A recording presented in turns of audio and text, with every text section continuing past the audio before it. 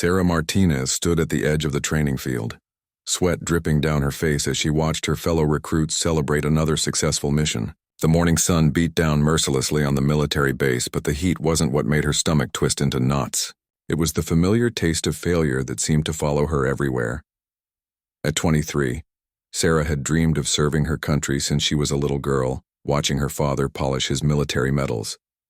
She had trained harder than anyone she knew, spending countless hours at the gym, studying military tactics and preparing herself mentally for the challenges ahead.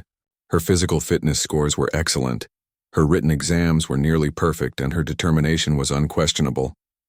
Yet somehow, when it came to combat simulations, everything fell apart. The obstacle course that morning had been her 5th attempt at the advanced combat test. Like the previous 4 times, she had started strong, moving through the initial phases with confidence and speed.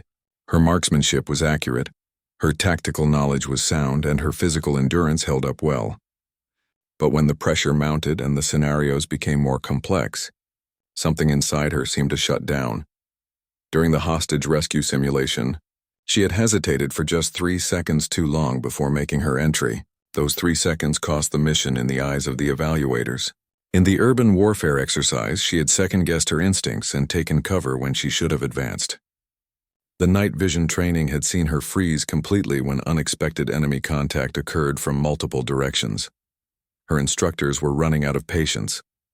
Sergeant Williams had pulled her aside after the morning's failure with the expression that mixed frustration and genuine concern. He had seen potential in Sarah from day one, but potential meant nothing if it couldn't be translated into performance when lives were on the line. The other recruits were beginning to whisper. Some questioned whether she belonged there at all. Others, trying to be kind, suggested that perhaps combat roles weren't for everyone and that she might find success in support positions. Each well-meaning comment felt like another small cut to her confidence. Sarah's roommate, Jessica, had passed all her combat tests on the first try and was already being considered for advanced training programs. Jessica tried to be supportive, offering tips and encouragement, but Sarah could see the confusion in her friend's eyes. How could someone so prepared on paper struggle so much in practice? That evening, Sarah sat alone in the barracks common room, staring at her training manual but not really reading it. The words blurred together as she fought back tears of frustration. She had always been someone who succeeded through hard work and determination. This was the first time in her life that effort alone wasn't enough. The thought of quitting crossed her mind more than once. She could request a transfer to a non-combat role, finish her service with dignity, and find another way to serve her country. Her parents would understand. Her friends would still respect her for trying. But deep down, she knew that giving up would haunt her forever. She thought about all the women who had fought for the right to serve in combat roles. They had faced discrimination, doubt, and countless obstacles to open these doors. Sarah felt the weight of that legacy and the responsibility to prove that women belonged on the front lines. But how could she honor that legacy if she couldn't even pass basic combat training? The base grew quiet as evening turned to night. Sarah remained in the common room, alternating between studying and staring at the wall. She replayed each failed test in her mind, trying to identify what went wrong and how she could fix it. The technical aspects seemed clear enough, but there was something deeper that she couldn't quite grasp. Around midnight, she finally returned to her bunk. Jessica was already asleep, having long since given up trying to convince Sarah to talk about her struggles. Sarah lay awake staring at the ceiling, listening to the distant sounds of the night watch and wondering if tomorrow would bring another failure. The next morning would mark her 6th attempt at the combat test. Military regulations allowed for a maximum of 7 attempts before a recruit would be recommended for reassignment. Sarah knew that time was running short, but she also knew that she couldn't give up. Something had to change, and it had to change soon. As she finally drifted off to sleep, Sarah made a silent promise to herself. She would figure out what was holding her back no matter what it took. The little girl who had dreamed of wearing her country's uniform deserved that much. The women who had fought for this opportunity deserved that much. And most importantly, she deserved to know that she had given everything she had to this dream. The 6th combat test arrived with a gray, overcast sky that seemed to mirror Sarah's mood. She had barely slept the night before, spending hours going over every detail of previous failures and trying to visualize success. Her breakfast sat untouched as she reviewed her gear one final time, checking and rechecking equipment that she knew was already perfect. The testing ground buzzed with activity as instructors prepared the various stations. Other recruits moved through their warm-up routines with the casual confidence of those who had already proven themselves. Sarah tried to blend in, but she could feel the weight of curious glances and whispered conversations that stopped when she walked by. Sergeant Williams approached her with a clipboard and an expression that was harder to read than usual. He had always been tough but fair, pushing every recruit to their limits while maintaining a professional distance. Today, however, Sarah detected something different in his demeanor. Perhaps it was sympathy, or maybe just the resignation of an instructor who had seen too many promising soldiers fall short. The test began with the standard physical challenges that Sarah had mastered long ago. She moved through the rope climb, the wall traverse, and the sprint intervals with mechanical precision. Her body knew these movements so well that she could perform them while her mind wandered to the more complex challenges ahead. The marksmanship portion went smoothly as well. Sarah's shots were grouped tightly around the center of each target, earning nods of approval from the range instructors. Her weapons handling was textbook perfect, demonstrating the countless hours she had spent drilling proper form and safety procedures. For a brief moment, she allowed herself to feel optimistic. Then came the tactical scenarios that had defeated her so many times before. The first simulation placed her in a building clearing exercise where she needed to systematically search and secure multiple rooms, while enemy targets could appear from any direction. Sarah moved through the first few rooms with careful precision, clearing corners and maintaining proper positioning. But as the scenario grew more complex, with multiple threats appearing simultaneously and innocent civilians mixed in with hostile targets, the familiar feeling of overwhelming pressure began to build. Her heart rate increased, her breathing became shallow, and that critical thinking that came so naturally during training sessions seemed to slip away when she needed it most. She hesitated again. Not for long. Perhaps only a second or two, but long enough for the evaluators to mark it down. The pause came when she encountered an ambiguous target, a figure that could have been either a civilian or a threat depending on how quickly she processed the visual clues. In training, she would have made the right call instinctively. Under test conditions, doubt crept in. The urban warfare simulation that followed was even worse. Sarah found herself second-guessing every decision, overthinking movements that should have been automatic. When her team needed her to provide covering fire while they advanced, she spent precious seconds calculating angles and distances instead of trusting her training and instincts. The final scenario was the night vision exercise that had completely stumped her in previous attempts. Using night vision goggles, she needed to navigate a complex course while engaging multiple targets and avoiding civilian casualties. The limited field of vision and altered depth perception created a challenging environment that required confidence and quick decision-making. Sarah started well, moving carefully but purposefully through the initial stages. But when multiple contacts appeared simultaneously from different directions, requiring her to prioritize threats and engage them in rapid succession, she froze completely. The overwhelming nature of processing multiple threats while operating in limited visibility triggered the same paralysis that had plagued her previous attempts. She stood motionless for nearly 10 seconds, an eternity in combat terms, while the scenario played out around her. The evaluators called the exercise, and Sarah removed her night vision goggles to find herself surrounded by the disappointed faces of instructors who had hoped to see improvement. The debriefing was professional but stark. Sarah's technical skills remained excellent, her physical performance was above average, and her theoretical knowledge was solid. However, her ability to perform under pressure and make rapid decisions in complex scenarios remained critically deficient. The gap between her training performance and her test performance was too significant to ignore. Walking back to the barracks, Sarah felt more defeated than ever before. She had given everything she had to that test, yet the results were essentially the same as her previous failures. The pattern was becoming impossible to ignore. She could execute individual skills perfectly, but when those skills needed to be combined under pressure with lives theoretically on the line, something fundamental broke down. Her fellow recruits offered various forms of sympathy and encouragement, but their words felt hollow. How could they understand what it was like to fail repeatedly at something that seemed to come naturally to everyone else? How could they relate to the growing certainty that maybe she simply wasn't cut out for combat operations? That evening, Sarah sat in the barracks common room once again, but this time she wasn't studying. Her training manuals lay closed on the table as she stared out the window at the base beyond. Tomorrow would bring either another chance to redeem herself or confirmation that her military career would take a very different path than she had envisioned. The seventh and final test loomed ahead like a judgment day. Sarah knew that unless something dramatically changed, unless she could somehow unlock whatever was blocking her performance under pressure, her dreams of serving in combat operations would end in failure. The weight of that reality pressed down on her shoulders as the base settled into its nighttime routine around her. The morning of the seventh test arrived with an unusual commotion on the base.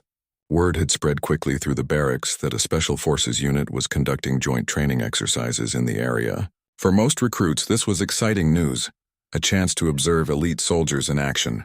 For Sarah, it felt like additional pressure she didn't need on what might be her final day as a combat trainee. She went through her morning routine mechanically, trying to block out the nervous energy that seemed to fill every corner of the base. Other recruits chattered excitedly about the possibility of meeting real Navy SEALs, but Sarah remained focused on her own internal preparations. She had spent the previous evening not studying tactics or reviewing procedures, but trying to understand why her mind seemed to shut down when it mattered most. The breakfast hall buzzed with speculation about which Special Forces units had arrived and what kind of training they might be conducting. Sarah picked at her food, her appetite completely gone while listening to fragments of conversation from nearby tables. Someone mentioned seeing unmarked vehicles with specialized equipment. Another recruit claimed to have spotted personnel with distinctive insignia near the command building. As Sarah made her way to the equipment check area, she noticed increased activity around the administrative buildings. Officers moved with more urgency than usual, and there seemed to be more personnel on the base than normal. The Special Forces presence was clearly significant, though the exact nature of their mission remained unclear to the regular trainees. The equipment check proceeded normally, with Sarah going through the familiar ritual of inspecting and testing every piece of gear she would need for the day's exercises. Her rifle was clean and properly zeroed. Her protective equipment fit correctly and her communication devices were functioning perfectly. Technically, she was as prepared as she had ever been. Sergeant Williams approached her during the final equipment inspection with an expression that seemed different from previous test days. There was still the professional seriousness that marked all combat evaluations, but Sarah detected something else, perhaps a hint of sympathy or understanding that hadn't been there before. The other recruits in her testing group seemed more subdued than usual, perhaps sensing the significance of this final attempt. Everyone knew that failure today would mean reassignment, and while some might have been relieved to avoid combat roles, Sarah's dedication to succeeding had been obvious to all of them. As they moved toward the testing area, Sarah caught glimpses of the Special Forces personnel that had generated so much excitement. They moved with a casual confidence that spoke of extensive real-world experience. Their gear was well used but meticulously maintained, and they carried themselves with the relaxed alertness of professionals who had faced actual combat situations. The testing area had been modified slightly from previous attempts. Additional observation positions had been set up, presumably for the visiting Special Forces personnel to evaluate the training procedures. Sarah tried not to think about the extra scrutiny, but the presence of elite operators observing her performance added another layer of pressure to an already stressful situation. The preliminary phases of the test proceeded much as they had before. Sarah's physical performance remained strong, her marksmanship was accurate, and her basic tactical movements were executed with precision. The evaluators noted her consistent technical competence, but everyone understood that the real challenges lay ahead in the complex scenario-based exercises. As they prepared for the building clearing simulation, Sarah noticed a small group of observers taking positions where they could watch the exercise unfold. Among them was a figure who stood out even among the Special Forces personnel. He was older than the others, probably in his 40s, with the kind of calm presence that spoke of extensive leadership experience in high-stress situations. The building clearing exercise began with Sarah moving through the familiar motions of systematic room-to-room searches. Her initial movements were confident and well executed, following proper procedures and maintaining appropriate caution. The first few rooms presented straightforward scenarios that she handled competently. But as the simulation progressed and multiple threats began appearing simultaneously, Sarah felt the familiar tightness in her chest that preceded her previous failures. The pressure began building as decision points came faster, and the consequences of each choice became more significant. Her breathing grew shallow, and she could feel her decision-making process beginning to slow down just when speed was most critical. The moment of paralysis was approaching, that crucial instant when her training would either carry her through or abandon her to failure once again. Sarah could sense it coming like a storm on the horizon, the overwhelming feeling that had defeated her in every previous attempt. She paused at the threshold of a room where multiple figures were positioned, some clearly hostile and others ambiguous. The scenario required quick assessment and immediate action. Exactly the kind of complex decision-making under pressure that had stumped her before. Her finger hesitated on the trigger as she tried to process too much information too quickly. From somewhere behind her, barely audible above the sounds of the simulation, came a voice that was different from the usual instructor commentary. It was calm, confident, and carried an authority that seemed to cut through the chaos of the moment. The words were simple, but something about the tone suggested they came from someone who had faced similar situations for real. Sarah couldn't quite make out what was said, but the voice seemed to reach her through the fog of pressure and doubt that usually clouded her thinking at these critical moments.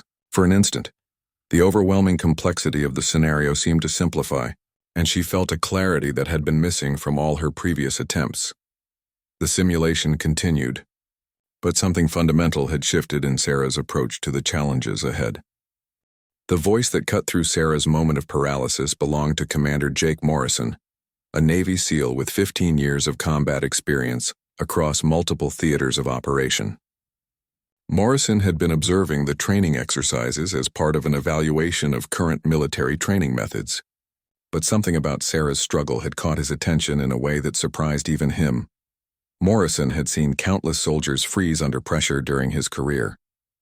It was a common phenomenon that separated those who could handle combat from those who couldn't. Usually, it was simply a matter of recognizing that some people weren't suited for high-stress operations. But something about Sarah's case was different, and Morrison's experienced eye had picked up on details that the regular instructors had missed. He had watched her previous attempts from the observation area, noting the disconnect between her obvious technical competence and her performance under pressure. Her fundamentals were actually superior to many soldiers he had worked with in the field. Her marksmanship was precise, her tactical knowledge was sound, and her physical conditioning was excellent.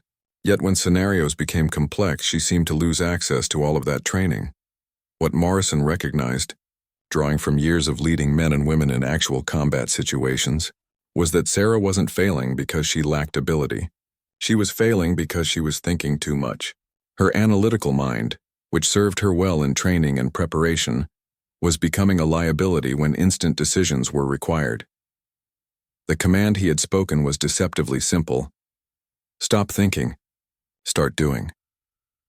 But those 4 words carried the weight of Morrison's understanding that sometimes the greatest enemy of effective action is the paralysis that comes from overanalysis. In combat, there often isn't time to consider every variable and calculate every risk. Sometimes survival depends on trusting your training and acting on instinct. Sarah heard those words at the exact moment when her analytical mind was spinning through dozens of possible scenarios and outcomes. The voice carried an authority that seemed to bypass her conscious thoughts and speak directly to her trained instincts. For the first time in 6 previous attempts, she stopped trying to calculate the perfect solution and simply acted on what her training had already taught her.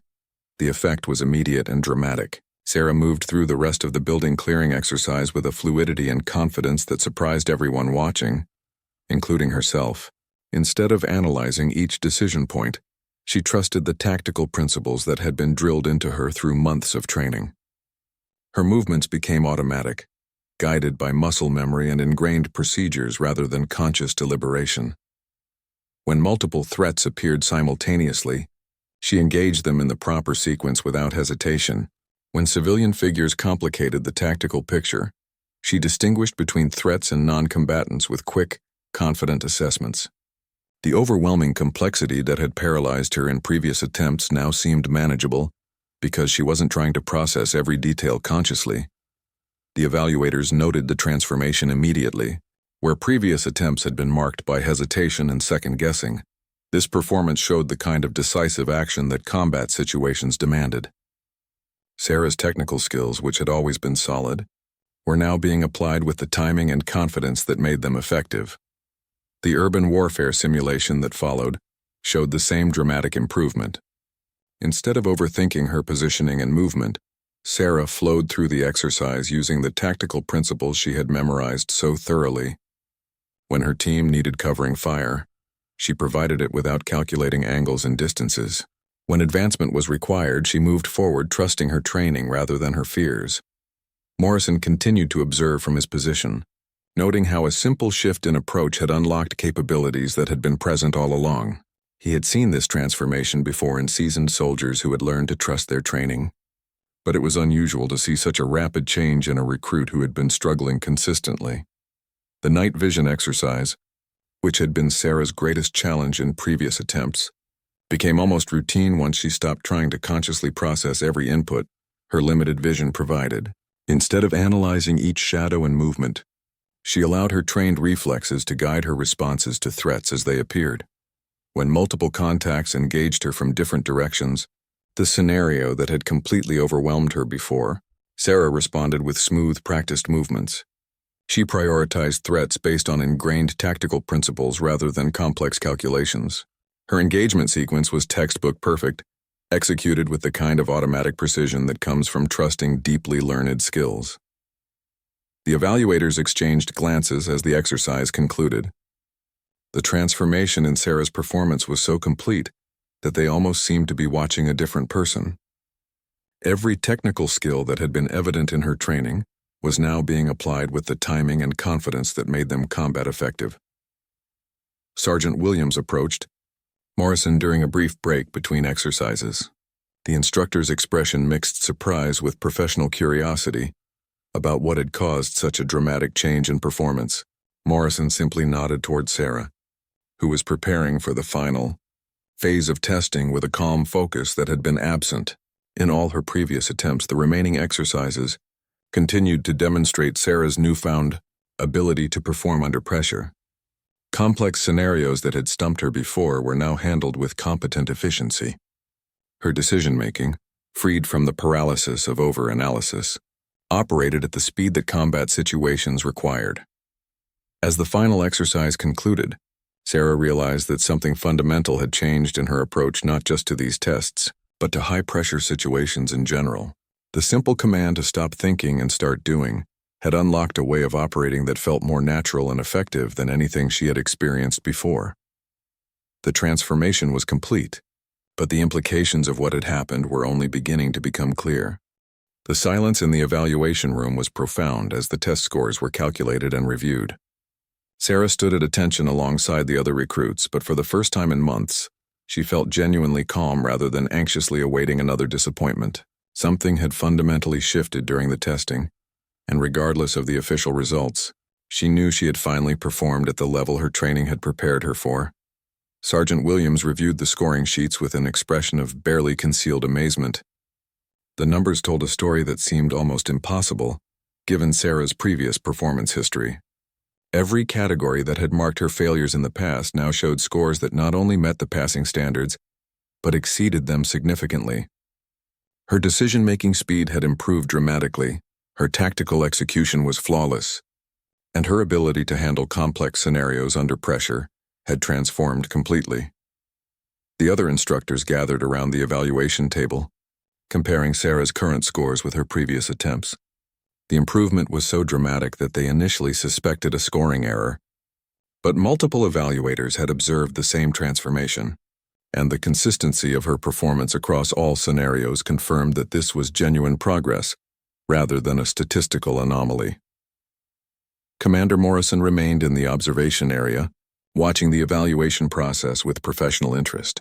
He had seen similar transformations before, usually in combat veterans who had learned to trust their training through hard experience.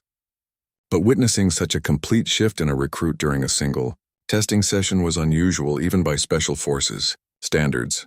The debriefing session that followed was unlike any of Sarah's previous post-test meetings. Instead of analyzing failures and discussing areas for improvement, the instructors found themselves reviewing a nearly flawless performance. The hesitation and second-guessing that had characterized her previous attempts were completely absent from the recordings of her 7th test. Sergeant Williams called Sarah aside after the formal evaluation was complete. His usual stern demeanor had softened into something approaching genuine pride as he delivered news that Sarah had barely dared to hope for. Not only had she passed the combat test, but her performance ranked among the top scores achieved by any recruit in the current training cycle. The transformation had been so complete that Williams felt compelled to understand what had changed. Sarah found herself struggling to explain the shift in simple terms. She talked about hearing a voice during a critical moment that had somehow cut through her mental paralysis and allowed her to trust her training rather than overthinking every decision. Williams nodded with understanding, recognizing the description of a phenomenon he had observed in experienced soldiers but rarely in recruits.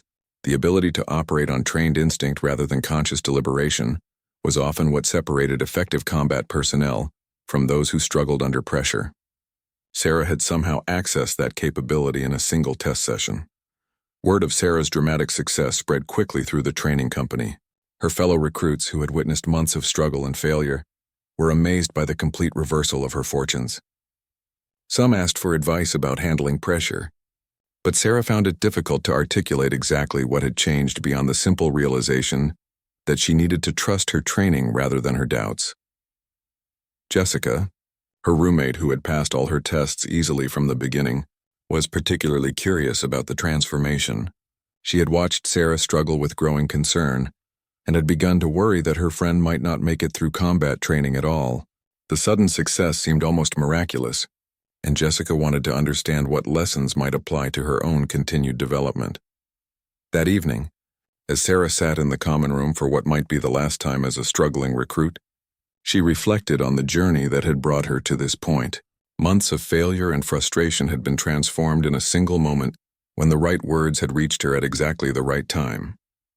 The technical skills had always been present, but it had taken an experienced voice to show her how to access them under pressure. Commander Morrison appeared in the common room doorway, his presence immediately commanding attention from the recruits who were gathered there. He approached Sarah directly, his expression serious but not unfriendly. The conversation that followed would prove to be as transformative as the test results themselves. Morrison explained that he had been observing her previous attempts and had recognized the disconnect between her obvious capabilities and her performance under stress. His intervention during the test had been based on years of experience, helping soldiers overcome similar mental barriers. The command to stop thinking and start doing was a principle he had used countless times to help personnel access their training when it mattered most. The conversation that followed revealed insights about combat psychology that weren't typically shared with recruits at Sarah's level. Morrison explained how the analytical thinking that served soldiers well in preparation and planning could become a liability when instant decisions were required. Learning to shift between different modes of operation was a skill that often took years to develop. But Sarah had managed to access it when her military career depended on it. Morrison's explanation helped Sarah understand not just what had happened during her successful test, but why her previous attempts had failed despite her thorough preparation. She had been trying to consciously control situations that required trust and unconscious competence. The shift from analytical thinking to instinctive action had unlocked capabilities that had been present all along. As their conversation concluded, Morrison offered something that Sarah had never expected: an invitation to consider advanced training opportunities that were typically reserved for personnel with proven combat records. Her rapid transformation and high test scores had impressed not just the regular instructors, but the Special Forces personnel who had observed her performance. The offer was both thrilling and intimidating, representing opportunities that Sarah had never imagined possible when she was struggling through repeated test failures. But more importantly, it confirmed that her success wasn't just a lucky break or a temporary improvement. She had genuinely acquired the skills and mindset necessary for advanced military operations. The evening ended with Sarah finally feeling confident about her place in the military and her potential for future success in combat operations. The weeks following Sarah's breakthrough brought changes that extended far beyond her personal success. Word of her dramatic transformation had reached higher levels of military leadership, sparking discussions about training methods and the identification of potential in struggling recruits. Her case became an informal study in how a single intervention could unlock capabilities that traditional evaluation methods had failed to recognize. Commander. Morrison found himself fielding questions from training officers at other facilities who wanted to understand the techniques he had used with Sarah. His simple command to stop thinking and start doing represented a broader philosophy about combat psychology that wasn't formally taught in most military training programs. The success with Sarah suggested that other struggling recruits might benefit from similar approaches. Sarah's new status as a successful combat graduate brought responsibilities she hadn't anticipated. Instructors began asking her to mentor other recruits who were experiencing similar difficulties with pressure and decision-making under stress. At first, she felt unqualified to provide guidance, given how recently she had been struggling herself. But her unique perspective as someone who had overcome these specific challenges proved valuable to others facing similar obstacles. The mentoring sessions revealed that Sarah's struggles had been more common than she realized. Several other recruits were dealing with similar disconnects between their training performance and their test results. The pressure to prove themselves worthy of combat roles was creating mental barriers that prevented them from accessing their actual capabilities when evaluation situations arose. Working with these struggling recruits helped Sarah articulate the lessons she had learned from her own experience. She found herself repeating variations of Morrison's advice about trusting training rather than overthinking situations. But more importantly, she was able to share the emotional journey of overcoming repeated failures and the mindset shifts that had made success possible. One recruit in particular, Michael Chen, was experiencing almost identical issues to Sarah's previous struggles. His technical skills were excellent, his physical conditioning was superior, and his theoretical knowledge was comprehensive. Yet he consistently failed complex scenarios that required rapid decision-making under pressure. Sarah worked with him using insights gained from her own breakthrough, helping him understand the difference between analytical preparation and instinctive execution. Success with Michael and several other recruits confirmed that Sarah's transformation hadn't been a unique occurrence. The principles that Morrison had shared with her could be taught and applied systematically to help other personnel overcome similar mental barriers. This realization began to influence training approaches throughout the facility. Sarah's own training continued to advance rapidly. Her performance in advanced scenarios remained consistently strong, confirming that her breakthrough had created lasting change rather than temporary improvement. The confidence she had gained from overcoming her initial struggles seemed to enhance her performance in new and challenging situations. The invitation to consider special operations training became more concrete as Sarah's continued success demonstrated her readiness for advanced challenges. Morrison arranged for her to observe some basic special forces training exercises, giving her exposure to the higher levels of intensity and complexity that characterized elite military operations. The observation experiences were eye-opening for Sarah, revealing levels of operational sophistication that went far beyond the basic combat training she had just completed. But rather than feeling intimidated, she found herself energized by the possibility of continuing to develop her capabilities. The confidence she had gained from overcoming her initial struggles provided a foundation for taking on even greater challenges. Her relationship with her fellow recruits evolved as well. Those who had initially questioned whether she belonged in combat training now sought her advice about handling pressure and maintaining performance under stress. The dramatic nature of her transformation had created a kind of legend within the training company that enhanced her credibility when helping others.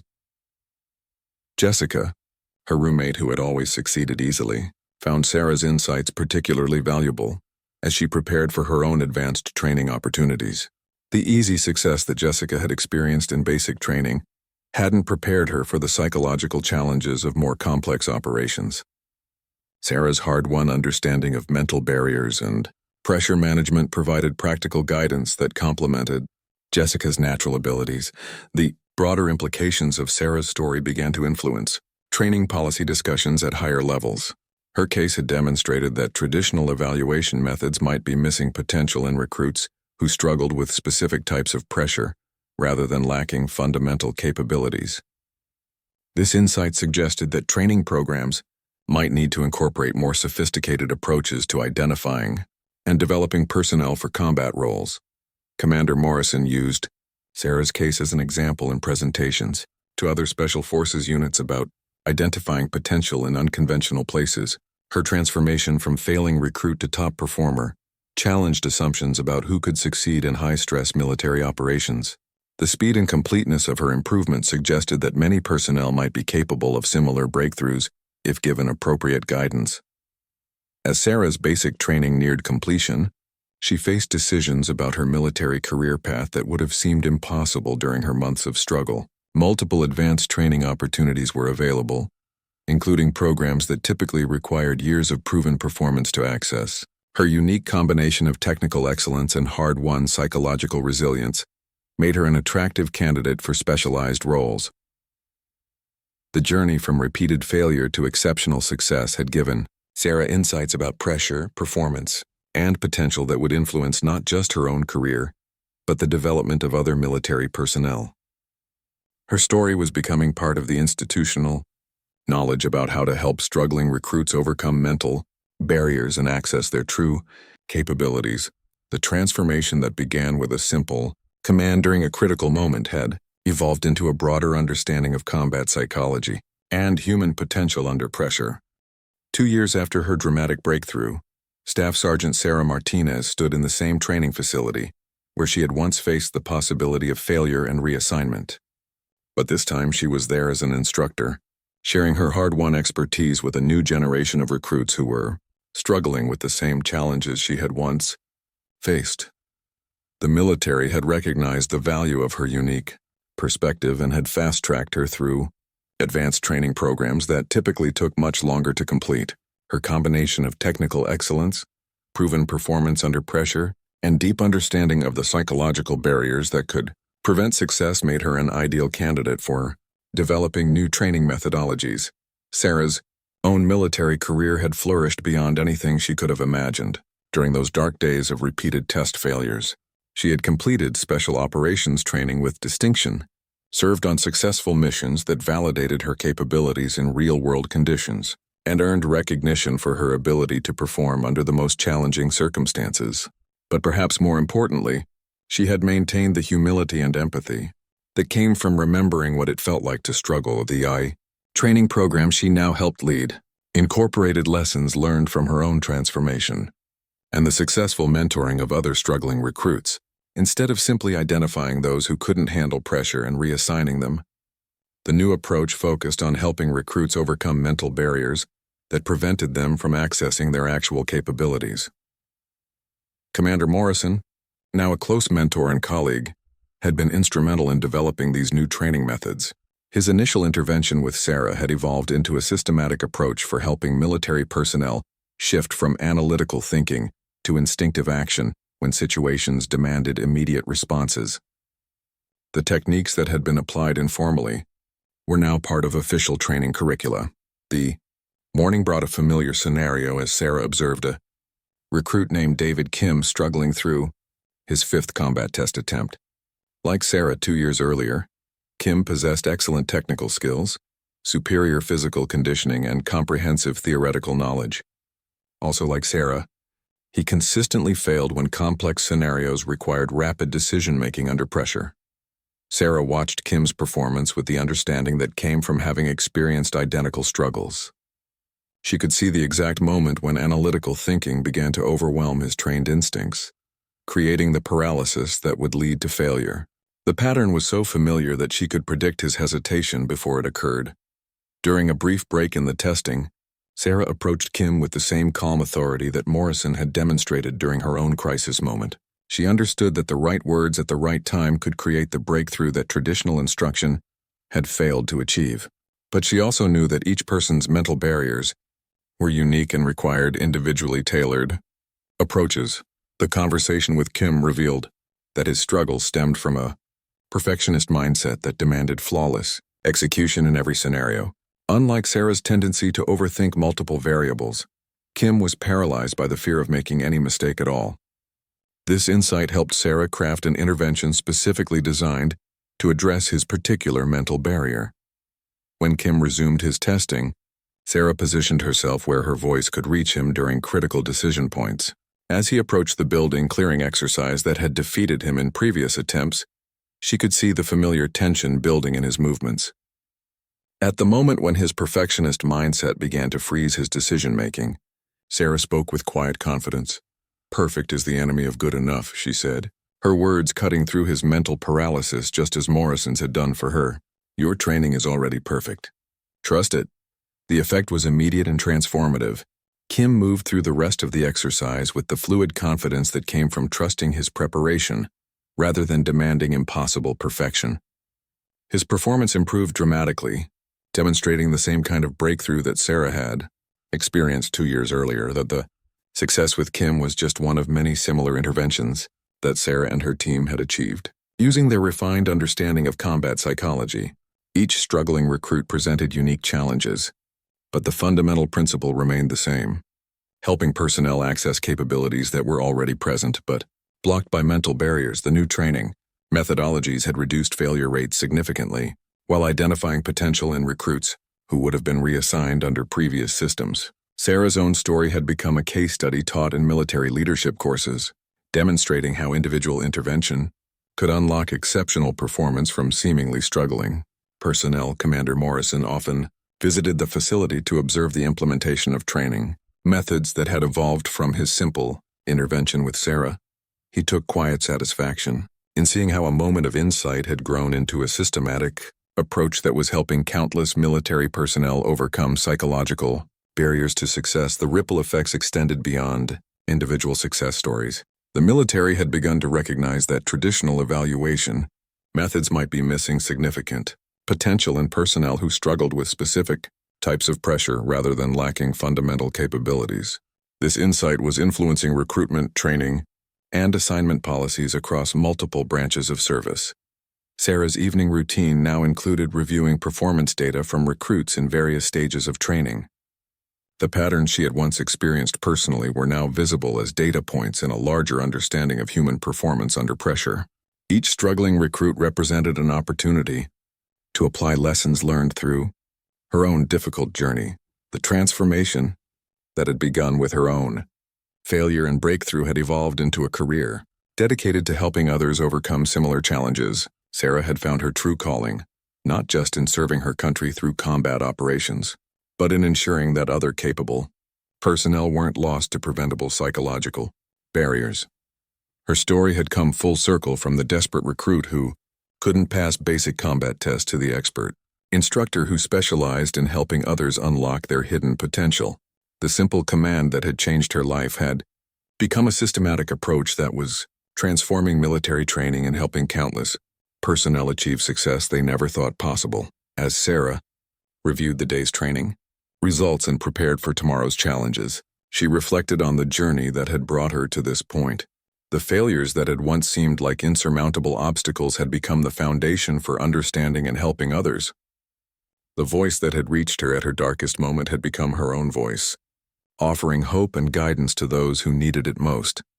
The legacy of that single moment of intervention continued to grow, creating opportunities for personnel who might otherwise have been overlooked, and ensuring that the military could access the full potential of those who served. Sarah's transformation from failing recruit to expert instructor proved that with the right guidance at the right moment, almost anyone could overcome the barriers that prevented them from achieving their true capabilities.